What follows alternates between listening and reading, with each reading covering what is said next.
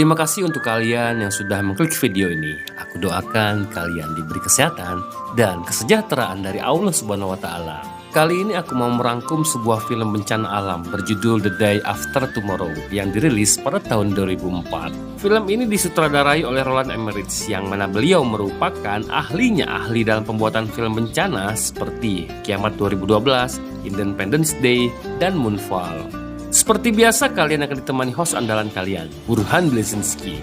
Sebelum masuk alur ceritanya, tonjok dulu tombol subscribe-nya dan like-nya. Cuko dapat cuko, pempek tengah duo, payu diaturi alur ceritanya.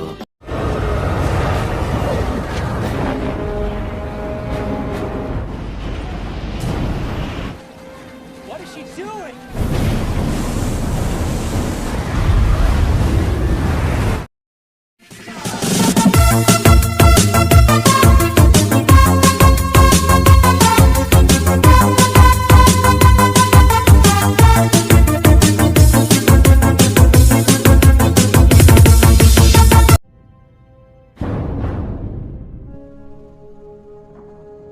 Di Antartika kita diperlihatkan dengan seorang pria bernama Jack, yang mana dirinya adalah seorang klimatologi atau orang yang mempelajari tentang iklim jangka panjang. Jack ditemani kedua temannya sedang melakukan penelitian dengan mengebor permukaan es untuk mencari tahu apakah di sana ada avatar sang pengendali kelima elemen atau tidak.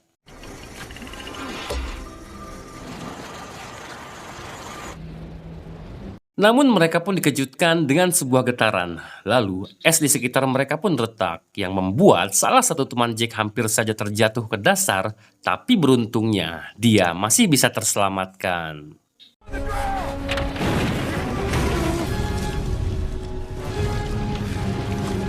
Jack yang tak ingin kehilangan hasil penelitiannya pun nekat meloncati jurang tersebut, lalu mengambil hasil penelitian itu, hingga saat akan kembali,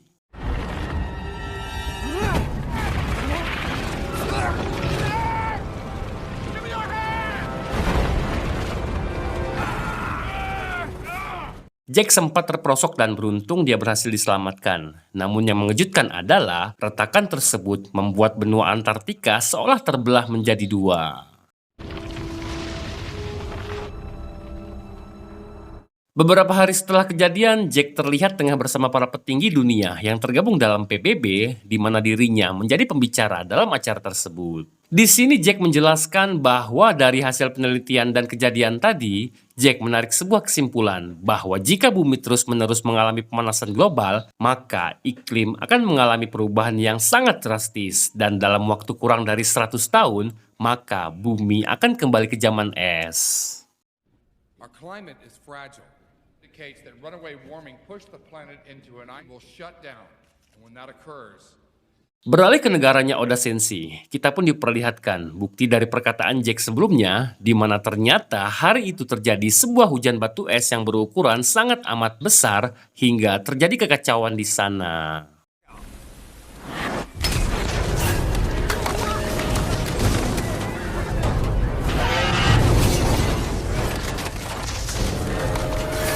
Sepulang dari pertemuan, Jack pun menyempatkan diri untuk mengantarkan anak satu-satunya bernama Sam menuju bandara untuk mengikuti sebuah kompetisi di luar kota.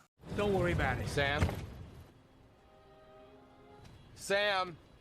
Sementara itu di luar angkasa, para astronot dikejutkan saat melihat planet bumi nampak diselimuti oleh banyak sekali awan dan entah apa yang terjadi, itu membuat mereka sangat ketakutan. We're seeing some bad weather over Canaveral.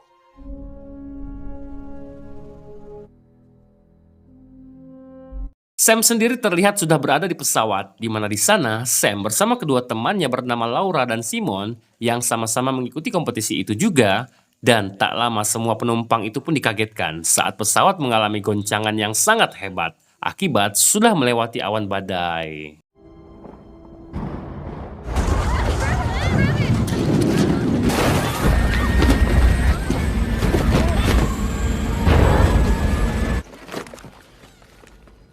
Di lain sisi kita diperkenalkan dengan seorang profesor bernama Terry, di mana dirinya dikejutkan dengan tidak berfungsinya pelampung di laut di beberapa titik yang kemungkinan besar diakibatkan oleh badai besar yang terjadi. Singkat cerita, Sam dan kedua temannya pun sudah tiba di New York, di mana mereka bertiga terjebak macet, dan di tengah-tengah itu mereka dikejutkan bahwa ada banyak sekali burung yang sedang bermigrasi.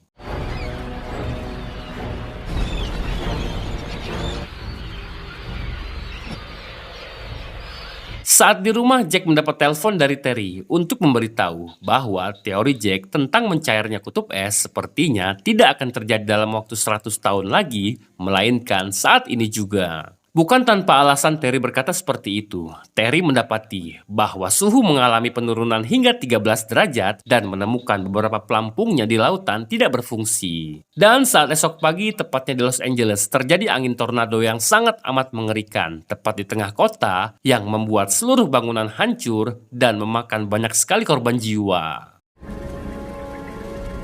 Lisa, are you getting this on camera? Oh my God.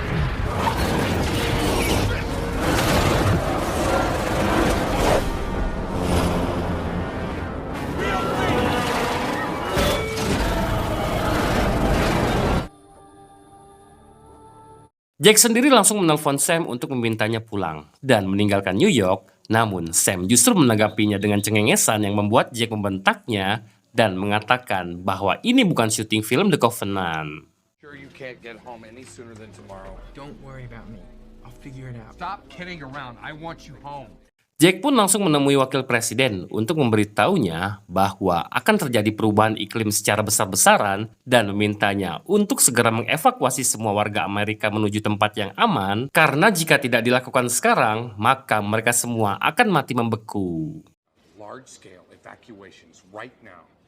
Namun apa tanggapan beliau? Sang wakil presiden justru mengacukan peringatan dari Jack tersebut. Evacuations, yes.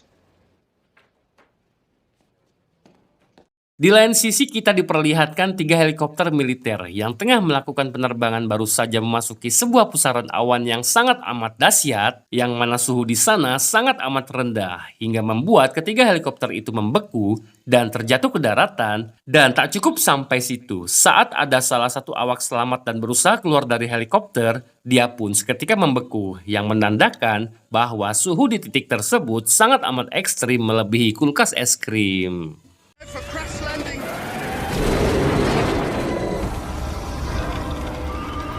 Di lain sisinya lagi, Sam bersama kedua temannya pun terlihat baru saja sampai di rumah milik teman baru mereka di sana. Lalu terlihat di berita bahwa akan ada bencana besar yang akan datang. Sam yang melihatnya pun langsung mengajak mereka untuk pergi keluar kota. Namun semua itu sudah terlambat karena saat ini jalanan sudah digenangi oleh air dan mobil mogok di mana-mana.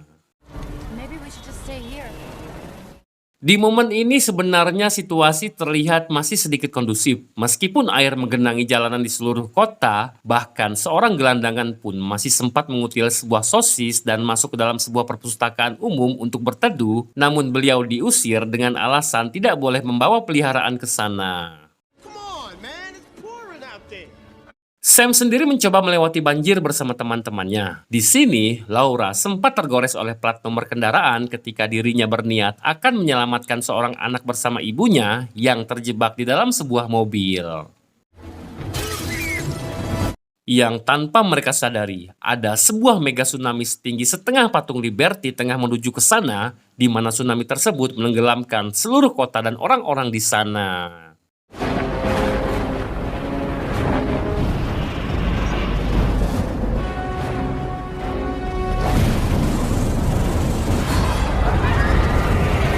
Melihat Laura masih di luar, Sam langsung menjemputnya dan alhasil Laura resmi menjadi beban. Namun alhamdulillahnya karena Sam adalah pemeran utama di film ini, alhasil mereka pun berhasil selamat dari sana.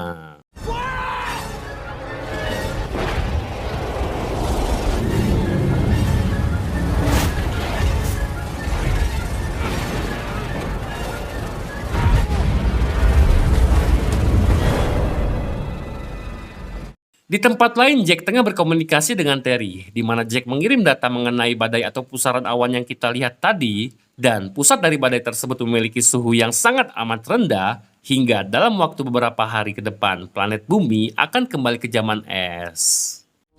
This is 48 hours out. We'll be in a new ice age. When this storm is over. Save as many as you can.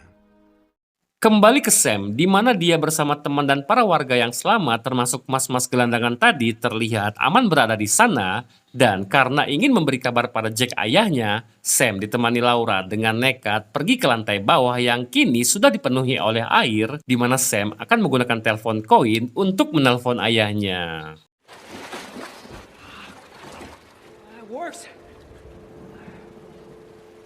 Di sini Jack meminta Sam untuk jangan pergi keluar dan tetap berada di dalam karena sebentar lagi akan terjadi sebuah badai salju yang sangat amat dahsyat. Dan sebelum menutup telepon, Jack pun berjanji akan menjemput Sam di sana karena sebagai ayah yang baik tidak akan membiarkan anaknya begitu saja. Burn whatever you can to stay warm and try to wait it out. Do not go outside. Sam! Sam, did you hear me?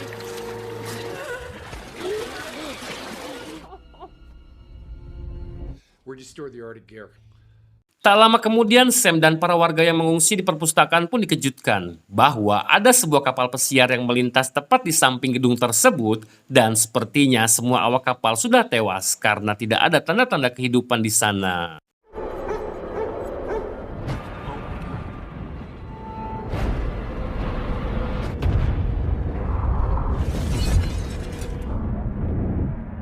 Jack sendiri dihampiri temannya yang merupakan seorang anggota pemerintahan, di mana Jack diminta untuk menemui presiden secara langsung untuk mengatakan tentang hasil penelitiannya. Hingga saat di sebuah ruangan, Jack pun meminta Pak Presiden untuk segera mengevakuasi para warga Amerika bagian selatan, karena jika tidak, mereka semua akan bernasib sama seperti para warga yang berada di utara alias Los Angeles. What can we do about this? Everyone south of that line. Sempat kembali mendapat pertentangan dari si wakil presiden yang keras kepala ini, di mana akhirnya Jack menegaskan bahwa apabila si wakil presiden dari awal tidak mengacuhkan peringatannya, tentunya para warga di Amerika bagian utara masih bisa diselamatkan. I'm afraid it's too late for them. Kembali ke perpustakaan umum, di mana mereka melihat ada banyak sekali warga yang berbondong-bondong berjalan di luar untuk pergi dari kota. Si security yang melihatnya pun berinisiatif mengajak para warga untuk mengikuti mereka untuk menuju ke tempat aman. Mendengar hal tersebut, tentunya Sam mencoba untuk menghentikan mereka. Karena seperti yang dikatakan Jack ayahnya yang sudah jelas ahli dalam hal ini, untuk jangan keluar dan tetap menghangatkan diri di dalam. Namun sama seperti Jack yang berusaha memperingati si wakil presiden tadi, sebagian besar dari mereka mengacuhkan Sam dan keluar dari sana untuk menjemput ajal mereka sendiri. These people go outside, they will freeze to death. Where are you getting this information? My father's a climatologist, and the people who are caught outside, they will freeze to death. What is this nonsense? Wasted enough time talking about this. Come on, people. No, don't. Sir, please just stay. Just believe me.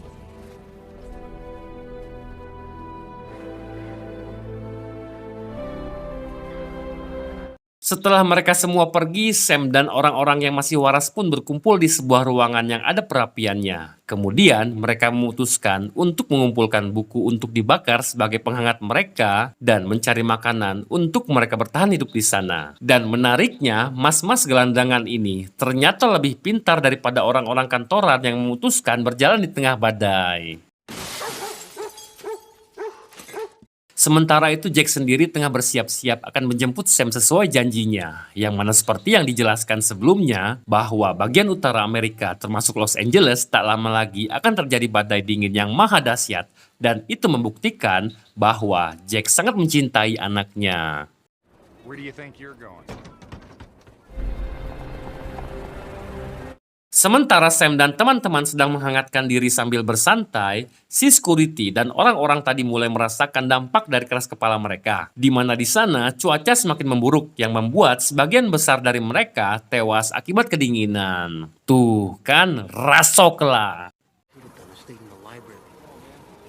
Jack bersama kedua sahabatnya akhirnya memutuskan untuk berjalan kaki setelah tahu bahwa medan yang akan mereka lalui tidak memungkinkan untuk menggunakan kendaraan. Dan tak lama terjadi sebuah insiden saat salah satu teman Jack terperosok ke sebuah lubang yang faktanya mereka bertiga berjalan tepat di atas sebuah gedung yang atapnya terbuat dari kaca.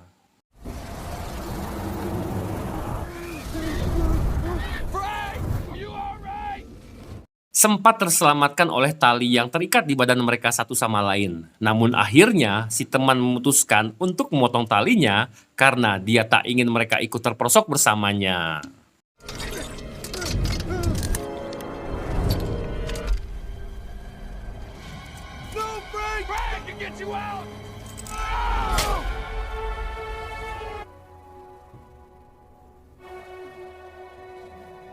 Kembali ke Sam, di mana Laura tiba-tiba mengalami demam tinggi akibat infeksi dari luka bekas tergores plat nomor tadi. Dan karena mereka tidak memiliki persediaan obat, mereka pun memutuskan pergi keluar dan masuk ke dalam kapal, berharap ada obat-obatan dan makanan di sana. Secara bersamaan, para astronot melihat bahwa planet Bumi nampak sudah diselimuti oleh badai super dahsyat. Di sini, mereka memprediksi bahwa badai tersebut akan menghantam Los Angeles dalam beberapa menit ke depan. The vortex is 50 miles in diameter. This one's gonna hit New York inside an hour. Dan seperti yang kita tahu, Sam dan kedua temannya yang baru saja keluar untuk masuk ke dalam kapal, sehingga mereka harus dengan cepat melakukannya jika tidak ingin tewas akibat badai tersebut.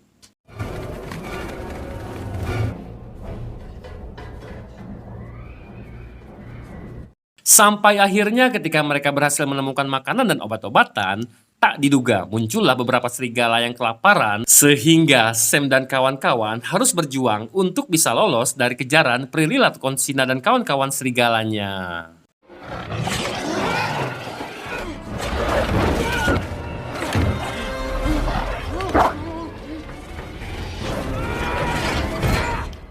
Di tempat lain, Jack dan satu orang temannya yang pingsan pun harus berjuang untuk menghindari ancaman badai yang akan datang. Di sini, Jack melihat sebuah bendera yang mulai berhenti berkibar dan membeku layaknya es lilin di dalam kulkas.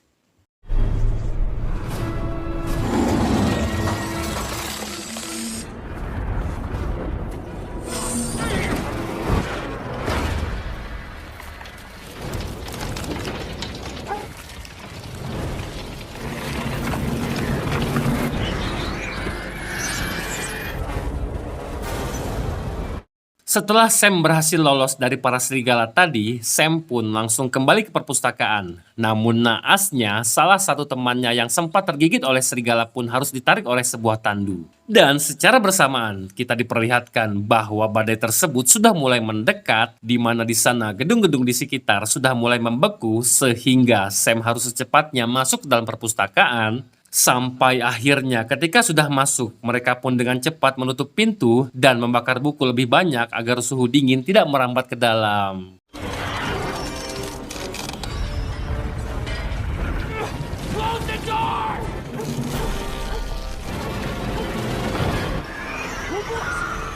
Let the fire go out! Beberapa saat setelah kejadian itu, Johnson pun akhirnya sadar, dan mereka berdua pun selamat dengan perapian yang sudah Jack buat. Hingga saat badai mulai mereda, mereka pun melanjutkan perjalanan, di mana mereka berdua menemukan ada banyak sekali tumpukan jasad manusia yang membeku, termasuk si security yang keras kepala tadi.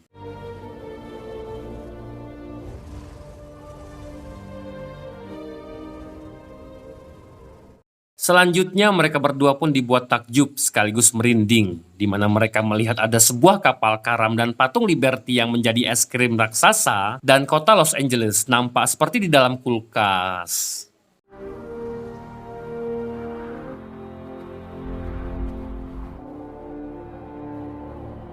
Dan sesuai lokasi yang sudah Sam katakan tadi, Jack dan Johnson akhirnya menemukan Sam dan kawan-kawan masih dalam keadaan sehat walafiat berkat perapian yang mereka buat.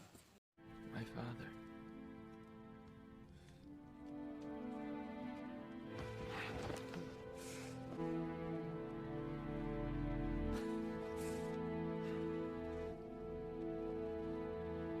Tak lama setelah itu datanglah tim evakuasi menggunakan helikopter, di mana mereka melihat bahwa masih ada orang-orang yang selamat dan berhasil bertahan hidup dengan berdiam diri di gedung dan melakukan hal yang sama seperti yang Sam lakukan.